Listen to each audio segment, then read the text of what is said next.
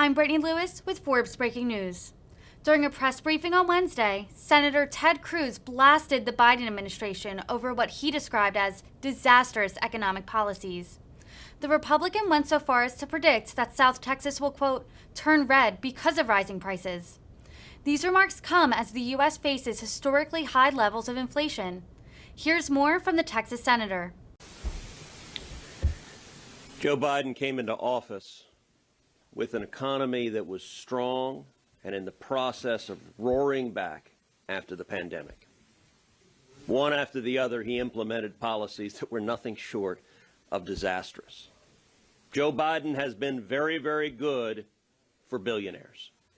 He's been very, very good for the elites in Manhattan and San Francisco. But if you're a young person, Joe Biden has been a disaster for you.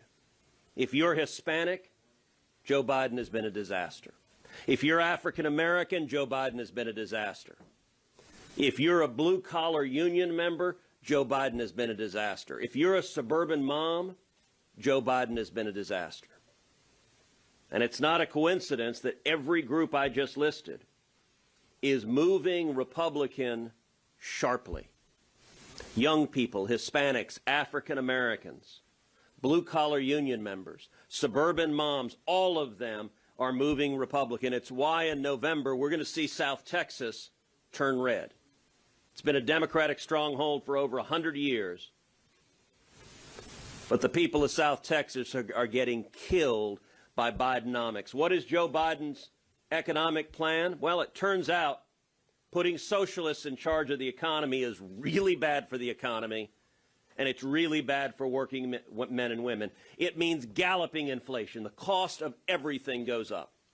Cost of electricity, the cost of lumber, the cost of rent, the cost of buying your home, the cost of buying a car, and as we all know, the cost of gasoline. Every one of them has gone up and up and up and up. And what does Joe Biden do? Well, at the White House Correspondents' Dinner, he just laughs away wearing his tuxedo. Because you know what? Biden doesn't pay for the fuel on Air Force One. Nancy Pelosi doesn't pay for the fuel on the private jet that takes her back and forth to San Francisco. John Kerry doesn't pay for the fuel on his private jet as he travels the world lecturing everyone that they need to consume less. If you're a senior citizen right now and you're on a fixed income, every single bill you face has gone up. If you're a single mom with 3 or 4 kids, working a couple of jobs, all of your costs have gone up. If you're a dad trying to think about, all right, how do we afford braces for our 14-year-old? All of those prices have gone up.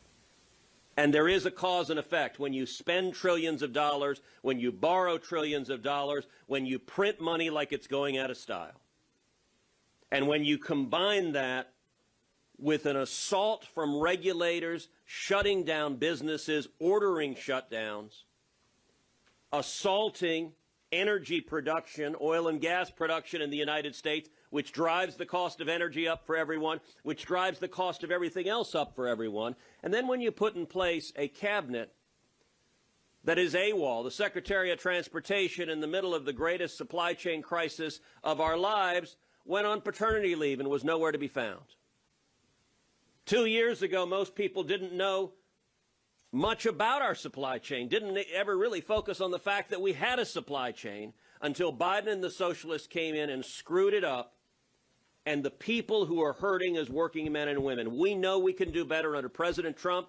We cut taxes, we cut regulations, and we saw the lowest unemployment in 50 years. We saw the lowest African American unemployment ever recorded. We saw the lowest Hispanic unemployment ever recorded. We saw the lowest unemployment for young people in 70 years. We saw the lowest unemployment for women in 70 years. Joe Biden and Kamala Harris and the Socialists and the Democratic Party took all of that and screwed it up. And the working men and women of America are paying the price. Okay, we've got time for a couple of quick questions. Yeah. You laid out all the ways you blame Democrats